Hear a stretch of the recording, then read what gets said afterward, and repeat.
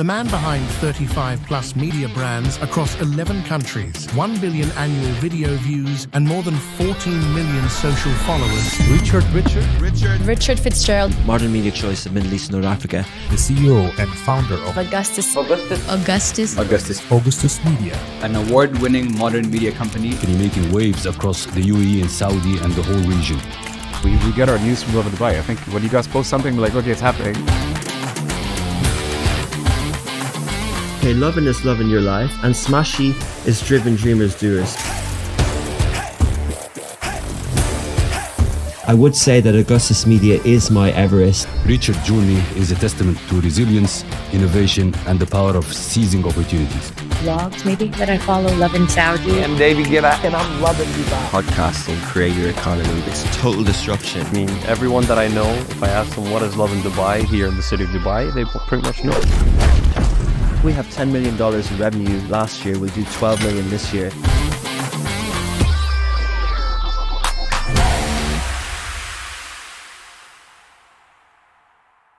Jared, how's it going, buddy? Good to see you again. Good to see you. Good to see you. Thanks for having me on.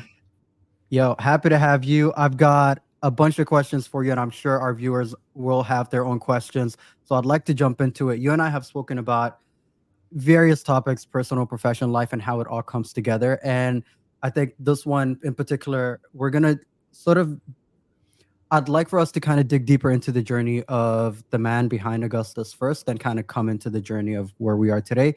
So a recap about how, before you started, what was your background like? What was the environment? How did that come about? And what any role did that play in who we know today as Richard? Yeah, so it's good to be on a fellow kind of podcaster, media guy. So hopefully we'll have a good chat today. And thanks, Ronnie, for the intro. Really impressed with what he's doing. And it really resonated with what you said about you didn't know that it was needed until you had it. And we were having a backroom chat here on StreamYard. It reminded me of the pandemic because StreamYard was the technology that we used to broadcast this on LinkedIn 4 years ago. I felt like I was on StreamYard more than as much as I was on Zoom and everything. You know, it just sort of resonated with me what he said about about that as well. And what we do is we do media, and I think media, like anything, like this Founder Connects, because during the pandemic I had no one to chat to really about the struggles in business, and if Founder Connects was around then, it would have been great. Like there were a few WhatsApp groups, but nothing really, and I didn't know if founders really wanted to help each other or share their secrets or if it was competitive. So shout out to Ronnie, what he's doing. And same thing is again what we do in media is, I used to get frustrated, and I'll answer the question. I used to get frustrated that when I was in this region, that I was just consuming so much content that was great content, but it was just so US centric or any country centric, and it just didn't seem to relate to what my life was anymore. So whether that's Lovin Dubai or business channels or sports channels, that's what we sort of wanted to do. And I think anyone like you, OT, who grew up here, but anyone who sort of lived here saw that happen across different sectors. There was times where we couldn't get a nice breakfast somewhere, 10, 12 years ago in Dubai, and now we can. And I think that sort of is our sort of one of our theses and one of our missions around media. So I'll just take the quick backstory is that I grew up in Ireland, worked and studied there for a couple of years, ended up in London, early stages of social media. That sort of propelled me into the UAE 12 years ago to run a social media department for a network media agency across the region.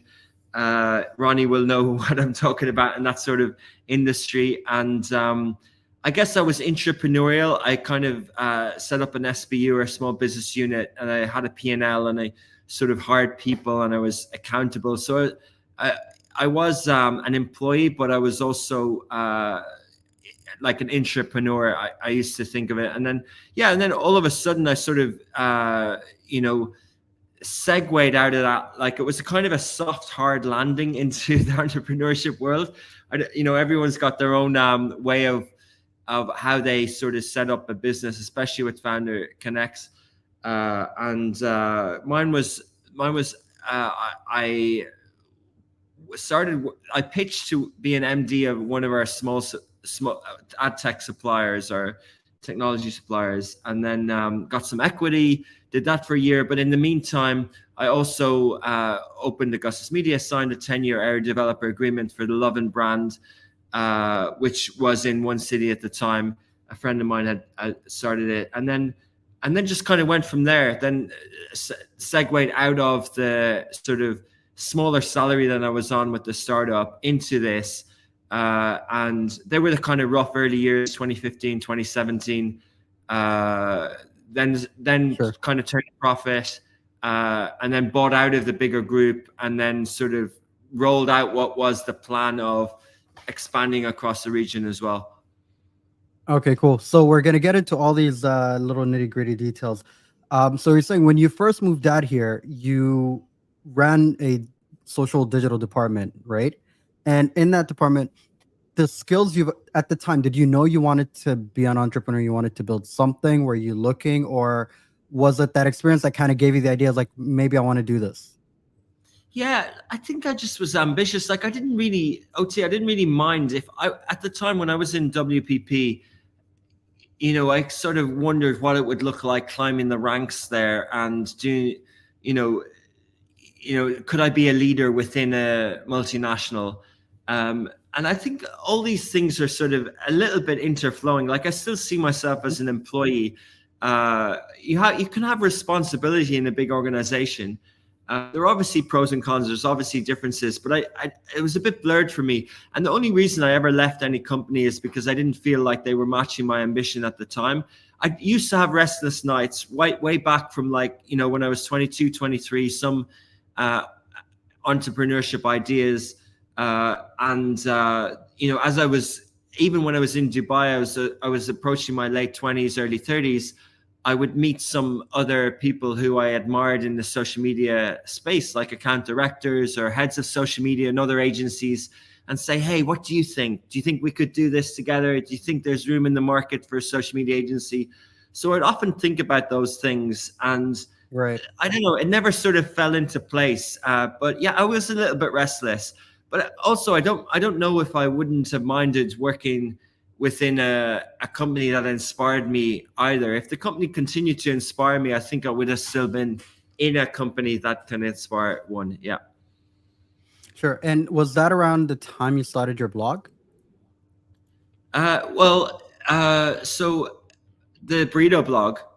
Yeah. Or did that start with you back home? When I was in Dublin, it was like blogger.com. It was 2008, 2009. I was on there. Yeah, you know it. Oh, dude, good times. Good times. Yeah, that era, right? It kind of, it reminds me of podcasting in a way now, right? Like, yeah, because it was the long form writing. Yeah. I remember before I had an iPhone, I had one of these flip up Sony cameras, and I thought, now I'm going to blog all the time because I can take a photo and it's got this like web browser. But of course, you couldn't blog from one of these things. But when I moved to London, I was with We Are Social, like kind of now global social media agency, and I went to a London Twitter festival, 2010, and I won a year's supply of burrito dates. And in my head, for about 6 months, crazy, but in my head, I wanted to do a proper blog, and then like a blog, and it just percolated. It just like fell into place. It was like for 6 months, I wanted to do a blog. I had fitzy'scloud.blogspot.com. It was a street blog, street art stuff I was into at the time. I had long hair, fixed gear bike. We all have those phases in our lives. Living in Shoreditch and all that stuff. But so then I went down Brick Lane in Shoreditch in London, bought a Nacho Libre Mexican mask, and set up 52burritodates.com. And basically, people in London invited me out for a burrito date because I won a year's supply of burritos from Chilango at this festival. And that became the blog. That became the thing that was like on the BBC, in the newspapers in London. It was that social media of its time, sort of little viral, little niche, little thing in London. But it helped me gain a little bit of credibility in the social media space. But by the time I moved to Dubai, like a year and a half, 2 years later, that was over. That was done. Yeah, I think what I really like about that story is the R&D nature of it, right? Where it's like, oh, you won these, 1 year's supply of, or 1 year worth of 52 burrito dates, but then you're like, okay, what could I do with that? And you built this entire universe from it, and there's a sense of play that I really enjoy here, where you kind of just going like, okay, let's have fun with this and see where this thing goes, right? Which I really appreciate that element in everything. You know what it's like? I think, when we have ideas and sometimes we rationalize them and we don't go ahead with them. I think, like, I remember that weekend where I wasn't really a coder, but there was WordPress.com or WordPress.org, and I just kind of figured it out. I just kind of like went on to GoDaddy or Only Domains and bought 52burritodates.com, went into the office the next day, and the CEO was like, this is brilliant. And he put it all over their blog, which was the biggest social media blog in the world at the time. And it just kind of snowballed. But it only took me like 10 hours of work and a little bit of confidence of flicking up a thing. And I just kind of, we talked about podcasting now, but for young people out there, like, people have different stories with, I don't even mean young people, but people have stories with Web3, and people did things at that time when the NFT craze was happening. But now with the AI stuff, I don't know if people have played around with the chatbots and the Claude AI and all this sort of stuff. It's obviously buzzy, but like, it just reminds me of then. I think there's always opportunities with the internet. There's always opportunities. There's people, we talked about StreamYard and the pandemic. There's people who started TikToking in 2020 and have never looked back, right? They've whole new lives now. And I just think things can just happen if you sort of just almost like don't overplan it, just sort of go with it. Yeah, don't take it too seriously. Leave some space for spontaneity and fun. And I think that goes such a long way in the creative process. All right, cool. So, how did this translate eventually to Lovin? So you said a friend started Lovin that you joined in again with, that you've joined him at the time. How did that go about? I think like I was often, working for clients across the region, setting up social media for them, and built quite a successful department. Everything was going well. I was climbing the ladder. I was doing well in agency, but I would have these moments. I would be like, there's got to be a better way of doing this. Like, clients want more. Clients want real time. Clients want 24/7. Clients want agile stuff, and we're quite corporate. We're not designed for that. Like, and then I was always thinking, like, you should have a real time social media agency or whatever. But this was sort of, 2015, and the social media agency era is still going, but it was sort of the real time to set them up were kind of 2008, 2012 or so. I guess I just, I reached out to Niall Harbison, Lovin Dublin. I said, I knew him from my eras in Dublin. Actually, I nearly set up a social media agency with him. It was his idea, but I nearly joined him when I was a young exec called Simply Zesty. He ran it, he set it up, he sold it. I didn't join him. I didn't have the confidence. I could barely speak in front of clients like 15 years ago. And so I reached out to him again. I said, I like what you're doing. What's your plan? And then set it up in Dubai, set up Augustus Media, had this mission to be the modern media company of choice in the Middle East and North Africa, to tell inspiring stories, to fill the gap that wasn't necessarily here. And that was it. And then you set up, sorry to interrupt, you set up Augustus when you've acquired Lovin? Yeah. Okay, so you've had the foresight of, okay, this needs a company that can run and, develop this brand further. Yeah, I think, I guess I didn't want to be an employee or just a franchise owner. Like say, like say in other sectors like Al Shire or Apparel Group or a Shaloub or whatever, right? Like, I wasn't just going to be Starbucks Middle East or Chanel Middle East or whatever. I didn't want to be the guy on the ground who's an employee for Lovin Dublin. Yeah, I didn't want to be that. So I was just like, okay, I'll set up Augustus Media. I remember speaking to Louis Lebos, Mohammed Mekki at Astrolabs, and they kind of let me in. Through a favor, through Will Hudson, a kind of a friend. And even though they shouldn't have, because I wasn't technically tech, I wasn't really a startup, but we got into under Ahmed bin Salem, we got into DMCC, and I basically got my laptop. And I just kind of published 14 hours a day. This was after I left Brandster. That's where I got the license, the Augustus Media license. And you know, the company I was with signed an NOC. You know, DMCC kind of said, hey, you can set up Lovin Dubai, but you can't really call it Lovin Dubai because Dubai is in the name. And I'm like, yeah, I didn't want it anyway. You can have that trade license, yeah. Yeah. So I wanted to call it Augustus Media anyway. So, but basically all I had to do was have one reference on the Augustus website saying that, you know, and the license we had at the time was Commercial Information Services Online. It was only years later when we moved under the TCOM Media City environment into Production City that we had the license that was online publishing as opposed to like marketing and commercial information. Right. It was only after because at the time, then, I don't know if that was there, right, for online publishing. Because in the early days, they were being introduced. It was still like a new thing. You don't get that in every free zone. It was like, it was this thing where not everybody was sure I'd go about. Like I remember when I initially asked about setting up a trade license for podcasting, I was told to get a broadcast media license, and they're like 250,000 dirhams. I'm like, no, I'm not a TV nor am I a radio station. This is a small production, right? Like friends want to get behind a microphone. So I think, it took a while for the licensing to get there. That's right. Yeah, totally. It's still evolving, and you know, now there's different entities, right? Like there's a legal.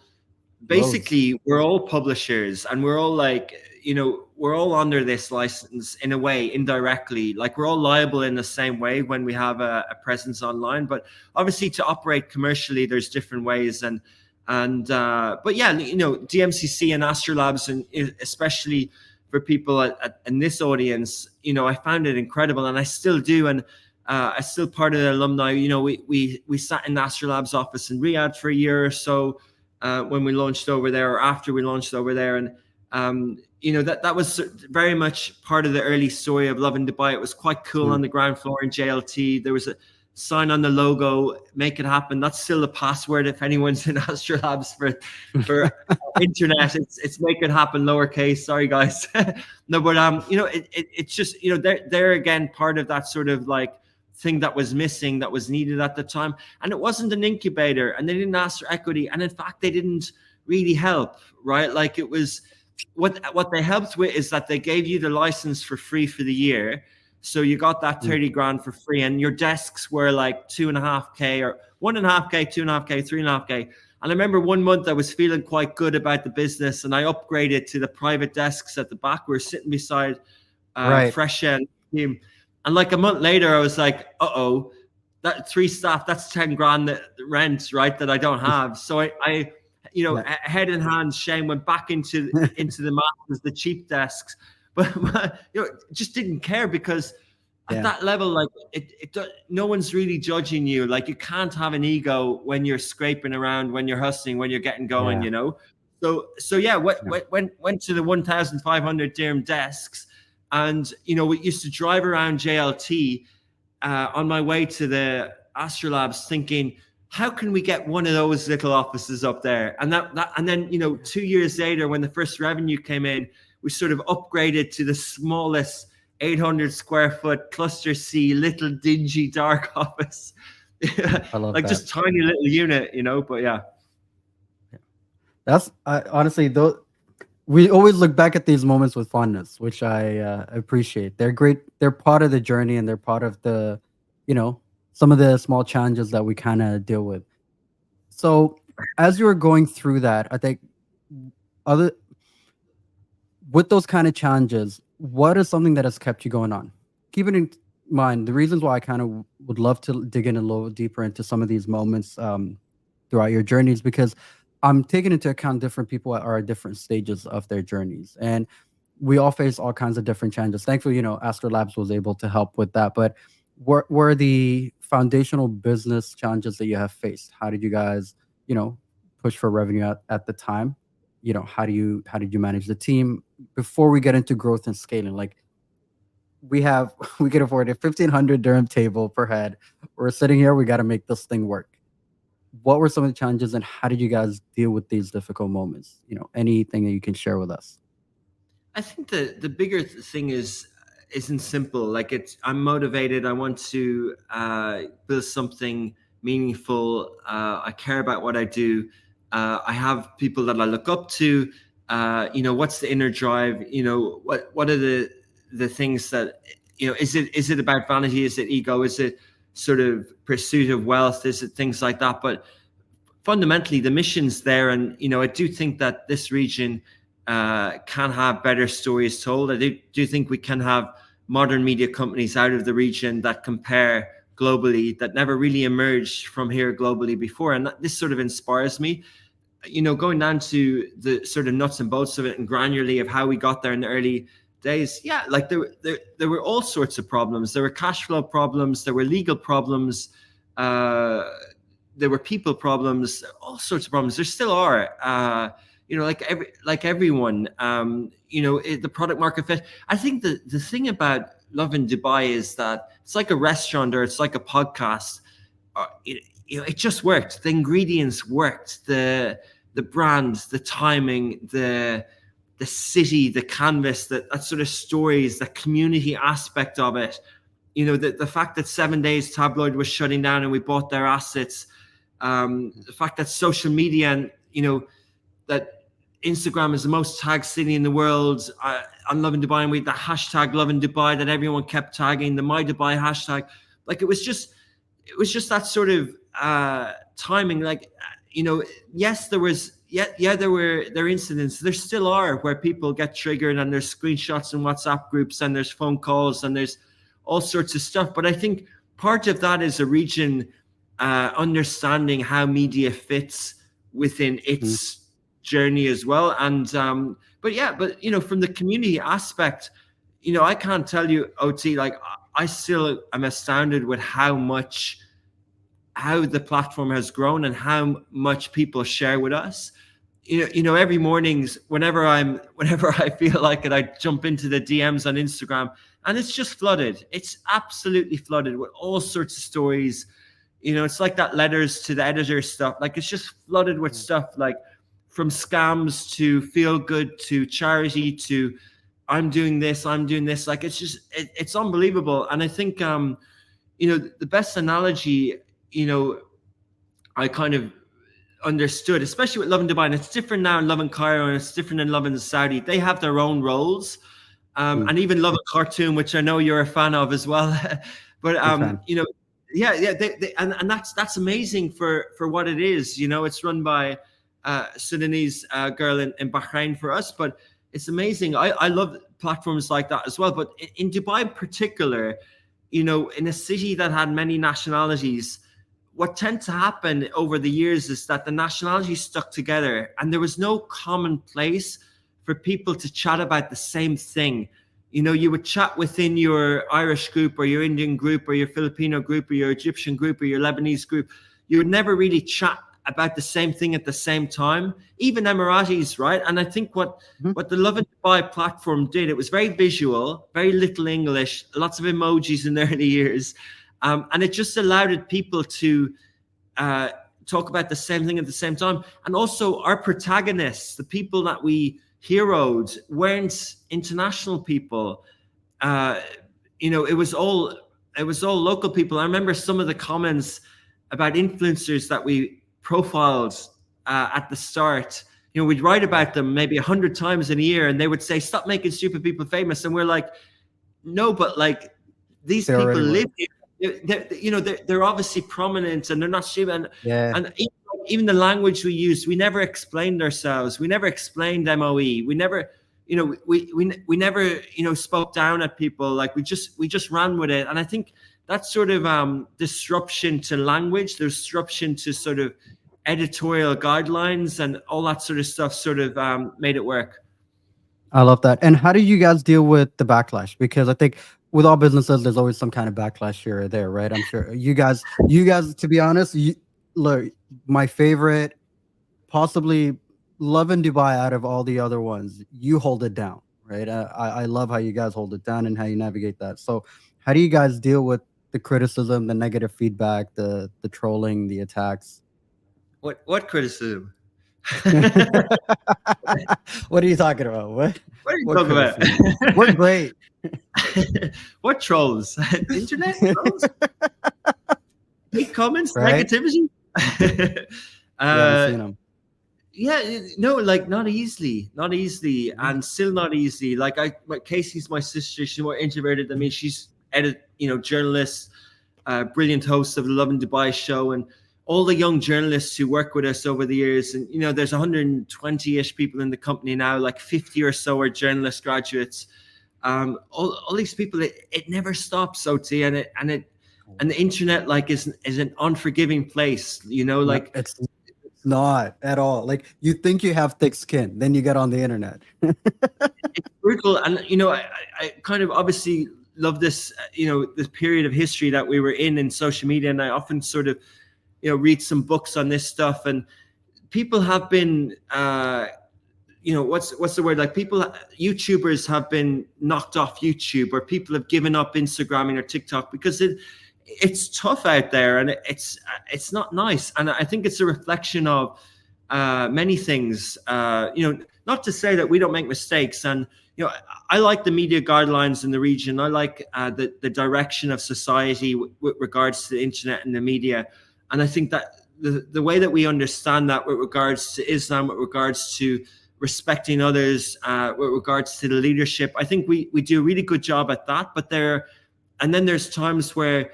even if our image or our words is accurate, did that trigger something negative? Then let's not do that, and let's sort of walk that back in the future. But having said that, the internet isn't banned, right? Like, there is media, there's wanting to be media capitals in Dubai and elsewhere in the region. So that's where we've worked really well with the different media offices. And the media offices, especially in the UAE, are quite new, right? Dubai was the first one, but many others have opened, and having that direct dialogue and with other entities, like, that's really helped as well. And they've been really good at doing things fast, and sometimes needs to be faster. But look, there's backlash. Like, there's many stories that I felt the heat on, that I've been involved in the content creation. And there's other things that I remember a young journalist did something that was inaccurate in some way about Ravi's, the restaurant. And I know it ate her up. I know it like hurt inside for a long time. And like, because she didn't really mean it, or she didn't mean it at all, and I don't know the details of these things and stuff like that, but it's just the attack, the venom, the ferocious stuff, and people get triggered. Like, there was someone lately really, really triggered, and he was like, I'm going to shut you down. And we're kind of like, no, but we didn't do anything wrong. And he's like, wait till I take you to the court. So we're like, yeah, but we didn't do anything wrong. Wait till, and the threat. And then like a week later, he forgets about it. But like, if you kind of almost have to find ways of coping. In one of our other countries in the last week, one of our young journalists, who's the editor in that market, on paper, was brought into a dark room with a microphone, and treated like a criminal, basically, or how he felt. And it's kind of like, I know it's not intended, and I know like media is growing and stuff like that, but like, this is just a young journalist who's literally trying to make a living, who is, but it's the internet, it's the triggerness of it, it's the screenshot nature, it's the different perspective. Like, one thing will look right to another. One thing, like, I could tell some hilarious stories about legal cases that you wouldn't believe. You wouldn't believe that it is a legal case. Like, you wouldn't believe, because people are taking advantage of the system. Like, people are going, oh, you posted about the weather. Cool. That was my building. And in 10 years' time, when someone's going to rent that building, they won't rent it because they saw that it was windy that day. So I'm going to sue you for 10 million dirhams. Okay, cool. Good luck. And then a year later, it gets thrown out like it's dismissed. It's stupid. But at the time, you're kind of like, oh my God, it's going to ruin our business. Yeah. No, it's funny. It's like here's the internet could be cruel and merciless. Like, it reminded me of this joke. I saw this meme where somebody said something about, oh yeah, it said Murphy's law states that the best way to get the right answer on the internet is not to ask a question, but to state the wrong thing. Right. And then the immediate comment to that tweet was something like, oh, this is Cunningham's law, not Murphy's law. and then they go to explain what Murphy's law was. And I thought that's exactly it, right? Like it doesn't matter what you say. There's somebody that's gonna get triggered. So you might as well just, in some cases, say something wrong and then let somebody come and correct you in the comment section, because it can be quite ruthless and backlash is hard. And I think that, dealing with all that for you and throughout this journey, how do you deal with the stresses and the anxiety of being put in such positions? Because I know you and I've met the team and I've sat with you guys. Like, you guys do beautiful work with the best intentions. Like, truly, from the depths of your heart, you guys do amazing work with the best intentions that are often, sometimes will get misunderstood or people will take it a certain way. So how do you deal with that weight on your shoulders? The real serious stuff, the real irrespective of the internet, like the legal stuff is sometimes tough. And I think, I found solace in, good friendships, relationships, family, but also endurance sports, mental health, triathlon, getting up in the morning, going for a 3-hour bike ride. I found solace in that. Like it sort of de-stresses at the end of a week and things like that. So that's helped me personally. But, like, I appreciate it, OT. I appreciate what you're saying, but I don't want to come off and say like we're totally innocent in all this, because, I think and I would love to pass the blame. I would love to say that social media networks need to have better tools, and they maybe needed to bring in the comments turning off a bit earlier and all this sort of stuff. But that would be like Zuckerberg saying that he's completely innocent in what Facebook did.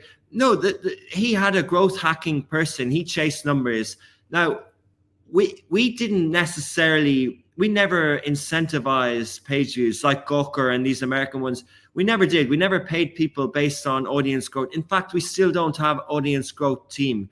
But we looked at the numbers and we did know if something was going viral or things like that. So at the back of your mind, sometimes there is a little bit of, how do you package something up? Will that do well? Like, how do you gamify the algorithms? And I think there's a little bit of, there's a little bit of error that comes in there over the time, because if you don't really know how to connect with an audience in a way that's going to be engaging, then you're not really going to be relevant. And then how do you marry that strategy, that social media engagement strategy, with keeping everyone happy at the same time? And I think that's Correct. The balance that, I think we're excellent at it now. We're much better, but it's taken 10 years, and it's taken this sort of mental knowledge and the archive of data and experiences and things like that.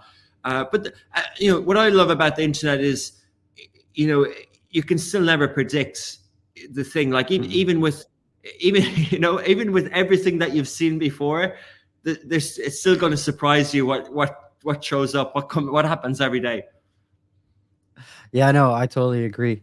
I mean, and thank you for sharing that, because I do see myself in some of these moments, because we're always trying to there's performance metrics. Like, we're trying to perform better on whatever platform. So what are the right ways to package it to make sure we're being accountable for as many perspectives? But then there's that one perspective that comes from left field that nobody accounted for.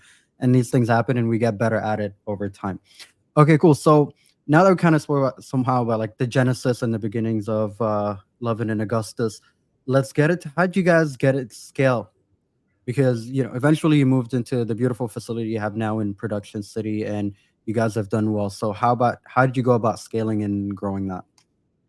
Always incremental, always bit by bit, with a P&L, with the reality that if we don't make 20% operating profit, then we don't have our runway of payments or 30, 60, 90, 120 days, thanks agencies, payment terms. So basically we never actually strategically scaled. We just grew bit by bit. And that's one of the secrets. That's one of the tricks, or one of the things that fell into our favor.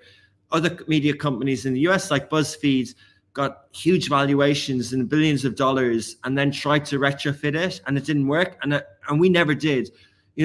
Partially, it was the start that we were a franchise, so no one would value us anyway. And then secondly, we were sort of forced into being profitable. And I saw inside a startup that had a burn rate each month of $30,000, $40,000, $50,000, $70,000, and it kind of made me sick. Like it didn't sit well with me. Where I saw money being spent, I was like, that's not a business.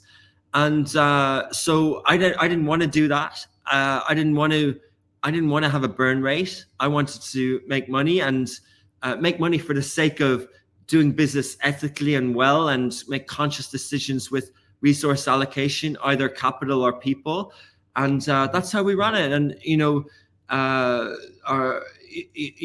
our strategy was, we did have a 12-month and a 3-year plan, but it was a quarter on quarter. And we still have a quarterly planning session 4 times a year. We bring in all the directors and we budget quarterly. And we literally, it goes from those 5 desks after we had 5 people in Astrolabs. That's the cap that you had. So we had to go into an office space that fitted 8 people. When we were 11 people and sitting on top of each other, we got a 2,200 square foot space in Cluster I in JLT just before the pandemic. And I walked into that office that day and said, guys, the plan, 11 people with 22 desk spaces. Guys, the plan is to grow out of here. And in 2.5 years, we were 23 people sitting on top of each other. And now we're in a 12,000 square foot, but we're all around the region. Gradual. So yeah, gradual. It's kind of 5 people steps, and but then once you have a bit more cash, once you're a bit bigger, you go different ways. Like we'll spend about $6 or $7 million this year, right? And how much as media company, what seed or what series would we need to raise in the Middle East to get that cash, And yeah. So, and I also think, like, I remember my first commercial director was on 12 grand K dirham a month, and now the commercial directors are on 3, 4, 5 times that or so, give or take, not giving too much away. But basically, they would say, hey, how can we get more? And I'm like, well, if we're a $30 million company, then we can pay a different thing. So do you get my point? And I think this is some of the mistakes that people make with growing. They start acting like the market rather than knowing their size in the market, because the market's the market, but you can't say the market is everyone's the same size. And I think this is some of the stuff that you have to sort of know what your place and know what you can afford and know what the margins is, and find ways with ESOPs and with other ways of growing and rewarding, and and also taking chances with people and experience and things like that. So I'm not sure if that really answered your question, but no, yeah, that's great. Yeah, no, I loved it. There are a lot of gems there. I mean, the fact that you've played it gradually, and it was sort of increments of 5s, if you will, and then kind of expand accordingly as to when it is needed, with obviously the drive and the focus of we need to always make 20 at least have enough financial runway to sustain ourselves in case anything happens. We've got X amount. What was that financial runway time-wise for you guys? Do you wanted to make sure we always had 3, 6, or 12 months in the bank just in case? 1 week at the start. No, look, like obviously, I think that would be beautiful. I think 3 months is a nice little number, but then, but it's also how do you manage your capital? Like each year, the auditors tell us, guys, you should be using that money better, and I think we need to be better at that. There's money in the bank, but it actually shouldn't be in the bank. It should be somewhere else. But and I think there's runways and knowing. So say it costs us, I think, about $600,000 or $700,000 a month to run the business. Then how much do we bring in that month? Is it cyclical? Like all these different ratios, like current ratios, all the things that we look at, debt ratios, all the things that we manage, all our balance sheet, like all these things that we do to keep things healthy. That's all there. But, going back to kind of the growth thing, yes, at the start, it was like 1 to 5 people. but then it's compounding, right? Like the same pains of growing from 1 to 5 is sort of 5 to 20, or 20 to 50, or 50 to 100. And now we're in this phase in my mind of 80 to 120. But the next phase will be like 120 to 250, then 250 to 1,000 in terms of staff. But and then they come with their own problems.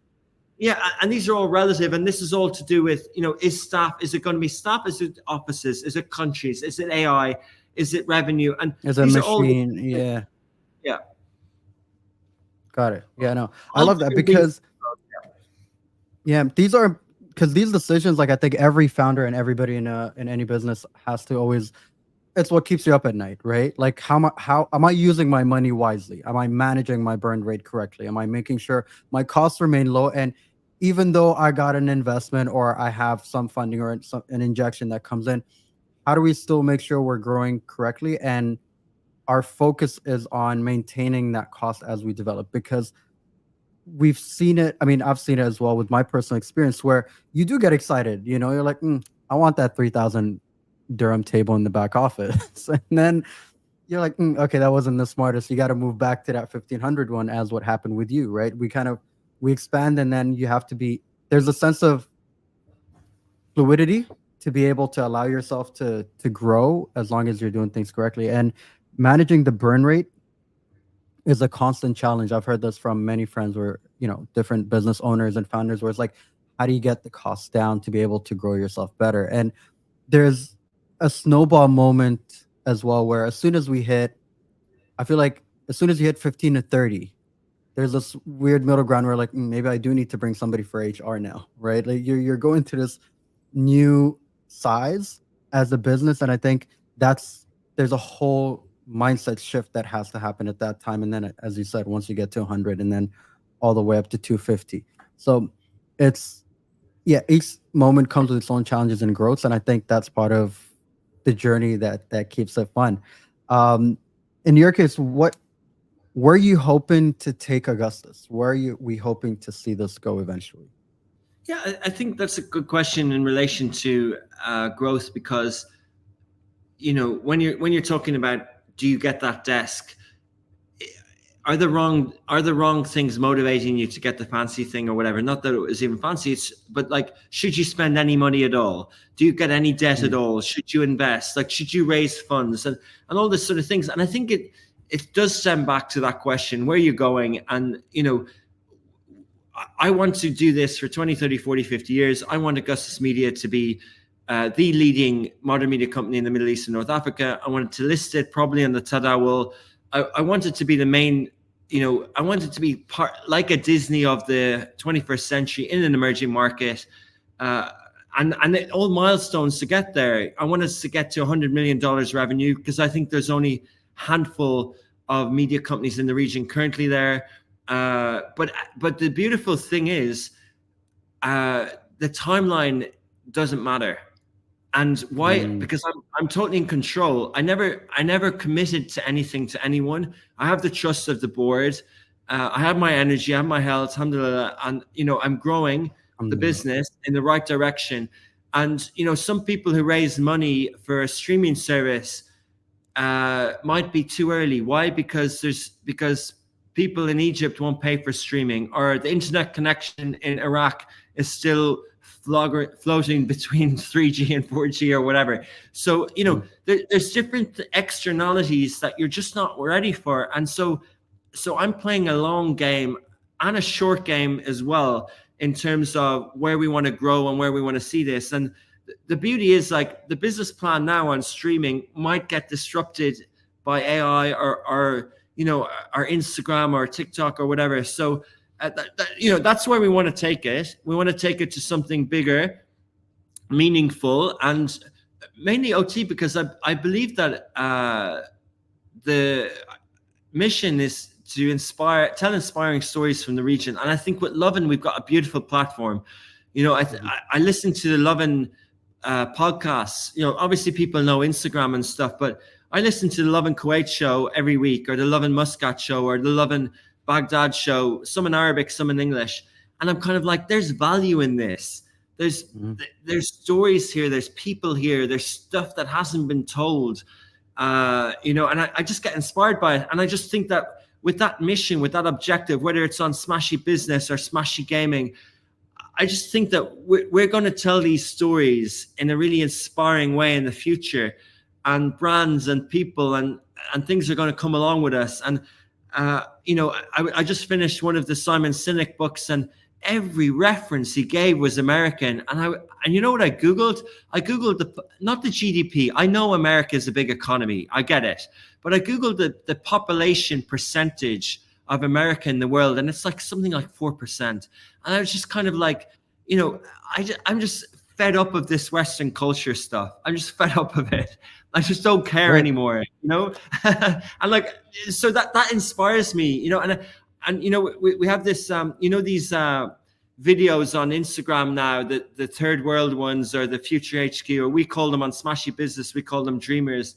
This sort of like, this guy started with a pencil, and now he's this. And here's where yeah, I've been seeing those. Yeah, they're quite viral. It's a format. It's quite cool. But I just love that they're focused on people here. And I just love that it's kind of like, this is media now. And like, you know, I remember speaking to Philip Ahoshi from Magnet, who also started in Astrolabs. I actually saw him at the FinTech event in Riyadh last week. And we were sort of remembering Astrolabs 10 years ago. And I remember once he said to me, who would you actually like to sit down with in the region to learn from, in terms of like, who are the actual business OGs or whatever? And he was kind of, you know, apart from the like 10 or so. Great question. He was kind of saying, this is like 5 or 8 years ago, he's kind of saying that there aren't really enough, you know? And I think that's kind of partially is that their stories haven't been told. I remember saying to some of the guys who were involved in Kareem, hey, we should do a 7-part podcast series. I think I spoke to you about this before, or we should write a book or whatever. And they're like, oh no, you can't do that. And I was kind of like, why? And he's like, oh, it's too big a story to tell. And I'm like, no, but like there's like 10 books on WeWork. There's 10 books on, you know, why are we doing it here? And then and also like I remember saying, oh, we should do one on Emirates. Oh, you can't do that. They won't let you. I'm like, yeah, but I don't mean negative. I mean positive. You know? Yeah. So this is a thing. I think there's so much content, so many stories to be told, and that inspires me. I love that. And for me, it's also like, who's telling these stories in depth? Like, I remember when you and I sat and spoke about it previously, I'm like, it stuck with me because I'm like, yeah, somebody needs to tell that, right? Like, there's so much greatness here. And by the way, the references of like the podcast you guys have been doing, what have you, like, there are reference points for a lot of us, even including myself. Like when I'm working on a research or a study, when I did a study, I did an in-depth analysis on Kuwait, and I checked out what you guys were putting out as a podcast. I'm like, I actually know nothing about Kuwait. It's such a dark market because there's no tourism in Kuwait, right? So you can't get a tourist visa to go see it. So, all right, what's next? And then it gave me a different look than if I had to Google, you know, anything about Kuwait. And I think that storytelling is necessary, and the formats are allowing us to be able to tell more in-depth stories, and we do need more stories from the region. It's also why we do this, you know, so to try and reach as many people as possible with Middle Eastern perspectives, that this is our journey, this is our space, these are our stories. And I think that's really cool. So as you're going through all this, and even today, who do you go to for advice? Do you have a circle of mentors or advisors, and what's your philosophy on that? A few different things. I like the Kobe Bryant thing of Goat Mountain, the greatest of all time mountain, and overlooking this screen I have here on my wall, there's about 6 or 7 photos of people who built media companies in the past, from Ted Turner, Rupert Murdoch, J.K. Rowling, Oprah Winfrey, and Walt Disney, people like that. So they're my Goat Mountain, and I'm kind of like, what would they do at the time? And that's what I love, OT, about podcasts and media, is that you never get bored. Storytelling is amazing, and it's perspectives. And if you read one book on Disney, you can read 10 and you learn something new every time. And I love that. And I love that about, like, I get inspiration. I learned from that because I want to create that. Not that I want to do it for myself. I just want to create somehow what they did in a way. Mm-hmm. And then from a board level, we have 3 people who sit on the board with me, original investors. One is my brother, and 2 guys, 2 ladies. Nice little gender balance, but also industry professionals. And it wasn't picked like that, but I think it's important as well that we get advice from people who've done things in the region as well. So shout out to them. They're kind of in the background. They don't really talk about it much, but they've been they do the board calls 4 times a year, and they've been really there from the start. And then 2 or 3 really good friends. We all have our kind of chat buddies or whatever. And then my wife, Hams, is really good advice for me as well. So those people who are really close to me as well. Like I am someone who talks things through, and who goes through a process with things as well. So but I don't have a specific mentor. I love the idea of this Founder Connects. I think it's a great outlet, and I'm really it's one of the WhatsApp groups that I actually do read through, and I really like how it's growing there as well. Sweet. And when it comes to building your teams, are you of the proponent of that hire fast, fire faster? And what do you look for outside of core skills in terms of just doing the job? What do you look for in terms of people when you're building your teams? Yeah, I'm not like I've heard lots of people talk about this in different ways, and it definitely hire fast, fire fast. I love the trialing idea in football of seeing people actually touch the ball and playing with the team in training. I love that. Bring people in, see if they fit. But Dubai is great for multicultural. Like by default, we hit every DEI check you could possibly do. I think one of our values is ingenuity, which is basically believing in that there's a little bit of genius inside everyone. So it's almost by default, it's that equity thing, and I think that's really good. It's good for media, it's good for content. But what works in Dubai doesn't work in Saudi, doesn't work in Egypt or elsewhere. So we try and have some things that are fixed across in terms of recruitment. I've made mistakes. I remember once I went down to Egypt, I did 8 interviews, hired 7 people, and probably 6 of them were wrong. But I only had 24 hours and I needed staff, and I was stretched, Yeah. I just fired out loads of job offers, and people were kind of like, they were probably like, he had a 15-minute interview of which 10 minutes he spoken, look, I definitely a bit like that. But I think, as we grow, I trust other people more with recruitment, but I do have systems. We do have systems, and we do have ways of doing it. We have a certain type of person who works for us, and there's no hiding place, but also there's no toxicity. Like Netflix have this thing of radical transparency where they call people. I've read that book. Yeah, the no rules one. But we don't have that. We don't call people out. Like, we respect people. Yeah. But by default, OT, and I love it, the toxicity gets called out. There's no place for toxic people here. And I don't need to fire them, but they just know they're not welcome. And it's not in a nasty way. They know they don't fit, because they go to talk to someone about someone, and someone's like, I'm too busy to bitch. I want to do my job. You know what I mean? But yeah, I love that. That's beautiful, because it's one of those things where good God, the HR errors I've made on throughout the past few years were ridiculous. It's challenging, like it is, and I think I've learned that, and I kind of like you, I go to Reem quite a lot, just like how we have our our circle of friends, that things come up in conversations all the time, especially when it comes to HR.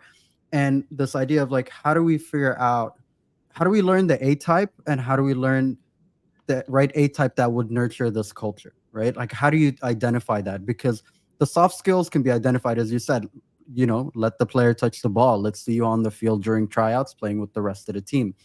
And then there are other things where it's just like, I'm always looking for like the intrigue, the interest, the culture, what is your driver, what keeps you going, like just trying to identify what makes that person different from everybody else. And I've failed at that time and time again. I have lucky hits is how I see them, and then there are other moments where like, yeah, cool, you're not one of us. But what is an A-type? Like I listen to all these books in the US about startups, and they're like, one good hire has replaced 10 bad hires. I don't really agree with it. I don't agree with finding good talents. Just find people. Tell me more. I kind of do say that this is a career, not a job. So we want you to grow. We want to promote you. We want to give you more money. So you go 50-50 with us. And then, but also in my 10 or 12 year work career, I was in 6 companies. So I only really want 3 years out of someone. Obviously I want the people in here 20, 30 years who are employees, and I want to reward them. But if they give 3 years of good service, and it's like a restaurant or a football team, right? If you're a left back in a team and you win the league, great. You were a good left back in the team. And if you win the Champions League a few years later, or the Asian Champions League, or the new Gulf League that's coming up, an African one, catching myself in these Western references. But if we win a tournament here, then who plays in that time? Or if you're in a restaurant, you just need a sous chef, or you need a good staff. Like, it's not this idea of people. It's a blame game. Sometimes when some of our offices OT aren't doing well, say Saudi or Egypt office, say there's cultural issues there and there's HR reports and people are upset. I never listen too much to the complaints. I always say that you're a losing dressing room, or you're an empty restaurant. And what I mean by that is, when the restaurant is empty, the chefs say the marketing isn't good, or the front of house staff say that the food isn't good, and everyone starts blaming each other. And then everyone says, oh, the owner picked the wrong location, or the mall didn't get enough traffic, or blah, blah, blah, blah, blah, blah. Right? But what you have to get busy being busy. So what we just do is we get busy keeping one customer happy, keep one client happy, or getting one viral post. And you just get busy with busy. And then in time, you're so busy with serving customers that the people who are good at serving that customer stay, and the ones who aren't good enough leave. And it's simple. And like, I don't really have A players, and I wish I did, because I'm told that you have to praise them and keep them. And we do. We keep everyone, but everyone's an A player. Like, everyone's treated the same way, unless they're toxic and they just need to leave. That's an instant disqualifier. I appreciate that, man. Thank you for sharing that, because that's beautiful. I love how, I love how the system really works for you, in the sense that it's not about finding a type. It's like, look, welcome to the kitchen, welcome to this machine, and this is how we do things.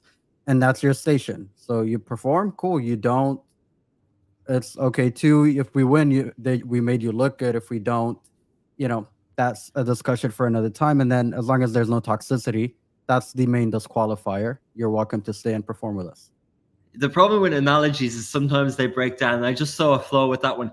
Okay, cool. Yeah, go for it. But we, it is this total football, okay, Western reference, but the Johan Cruyff thing, because ingenuity is about empowering and making decisions. And yes, we need to get more systems orientated, and people do have a job and a role in a JD, but also you don't want to be at your station and paralyzed. Like, I don't like this idea of like, I can't make mistakes, because you can. And we just let people make mistakes. We let people think. We want people to think. We want people to go and run and not ask for permission and stuff like that as well.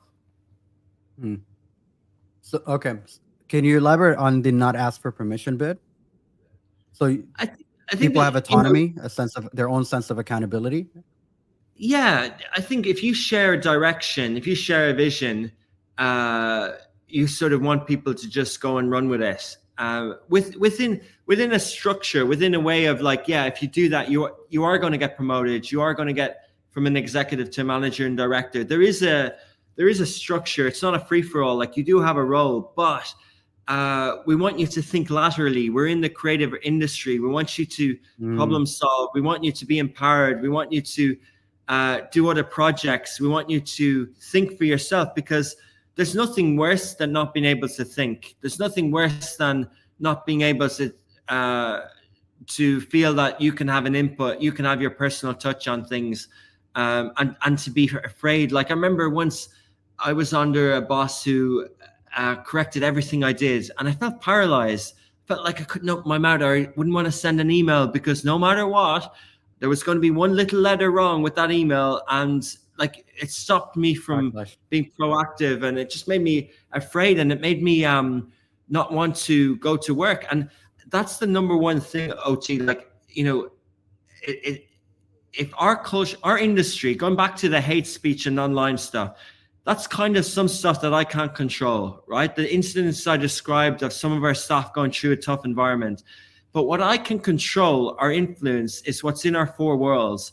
And if one of our 110 team members, employees, for 1 second feels afraid to open that office door in the morning and not want to come in, that's my responsibility. Whether it's cultural things, whether it's someone bullying, whether it's harassment, whether it's empowerment or stress at work, or I can eliminate all that just by paying attention, just by listening, just by having good team ethic and good people. But if one person doesn't feel like they want to open the door and come in the door in the morning, I no longer want to run that business. I literally don't want to have a business that someone is crying in the office because of our office. If they're crying in the office because there's some bully online, then that's not nice, you know, and I don't like that.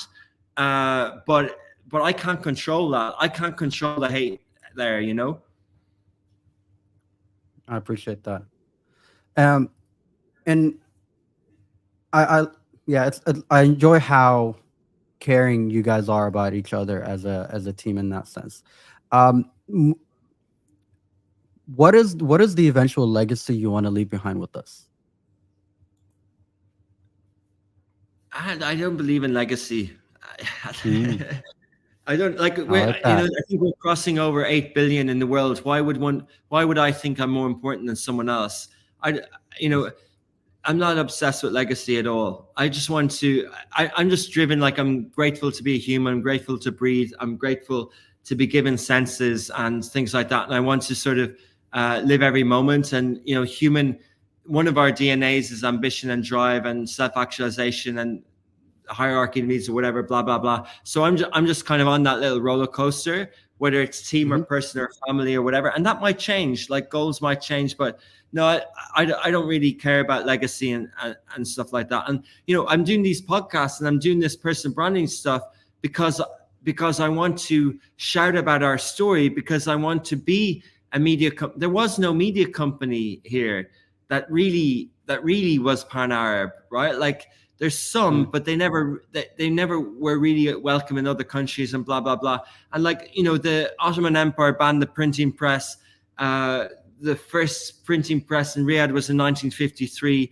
The Arab News is 1975, 200 years after the British Times, Asharq al-Aswad as well. Like, do you know what I mean? Like, I just think like every sector needs a hero and needs a leader. And in times like this, when you've got a genocide taking place on our doorstep in our neighborhood, we need leaders in all aspects of life. And with leaders, we can have inspiration, and we need people to lead. And I don't take that lightly. And I've sort of spoken up in industry events that hasn't been well received and has cost us business, because I think it's important, okay, I'm talking about media, and people are saying, well, media is obviously not that important. We can do without media or whatever. But okay, I grew up in Ireland, right? And when I was a kid, I thought I could be a footballer because Roy Keane became a footballer, right? But when I was a kid, there was no Egyptian footballer. Now there's an Egyptian king in Anfield, right?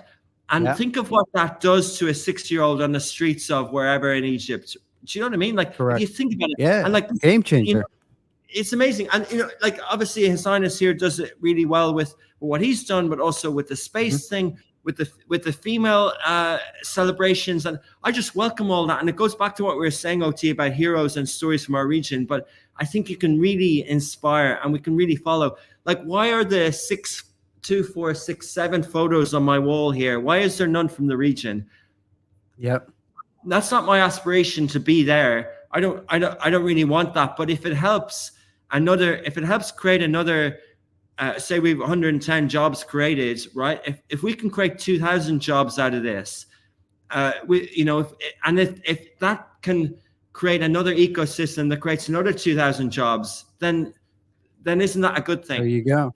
Yeah, I love that. I agree with Rayan. I mean, that's beautifully said, and I appreciate.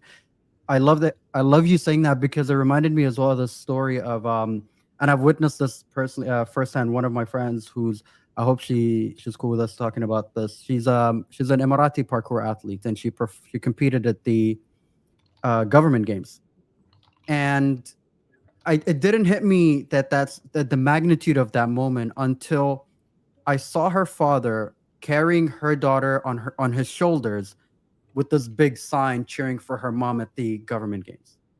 And in that moment, like realizing that, Emirati girls today are growing up seeing their mothers perform at such a stage and winning a competition at the caliber of government games, right? I would have never thought of this. It did not come to mind. It never crossed my mind till I saw that moment of this generational practice, right? And this experience, like this girl is going to carry this for the rest of her life with her. And I think these are the kind of stories and experiences that we have here that don't get told enough, And yeah, it's not about necessarily building it for, like your wall over there, like the rest of these global names for the West, but rather what are we building for us here, to tell our stories from this part of the world. And I love that, man. I think that's a beautiful note that I would like to ideally end on. And before I do let you go, because everybody out here, we got busy schedules. Anything that we didn't touch upon, we didn't talk about that you feel like, business owners, founders, tech investors, VCs, what have you, should know? I think just to end on and just to, wrap things up and how you finish there is that's the answer to the earlier question of how do we keep going, is that I do think Lovin Dubai and the Lovin brand does tell those stories. And I think when everyone's hating on it, I see so many beautiful stories of so many incidences and people that achieve things. And, that just kind of, and I see what the impact of the people telling the stories does. So that inspires us. That's what we want to keep doing. In terms of founders and things, look, there's people who are building actual tech things that are making our lives better and doing all that sort of stuff. And sometimes I have imposter syndrome on these kind of techie type things. And, I also know that we're not building a unicorn per se, one day maybe, but, I know that we're not necessarily what usually startups are and in terms of VCs and things like that. But I think a lot of the lessons that we've learned on running business and market entry and things like that, and, first foreign owned media company in Saudi Arabia and how we kind of tackle the different markets. I think a lot of these same rules apply because at the end of the day, a startup is a business and the founder is an employee. They just employ themselves. So, the same rules apply in a lot of this stuff. But thank you for having me on. Good to chat again. Always love listening, having a conversation with you, OT. And cheers to Ronnie for setting this up as well. I love that, man. Thank you so much for your time. I really appreciate it. And thank you, everybody watching us, for being part of this. Thank you for joining us. This has been Big Stories from Founder Connects with Richard Fitzgerald of Augustus Media. We'll be back next month with another great story, another big story, and another awesome person to join us in these sessions. We'll catch you around next time. Take care, guys. Appreciate it.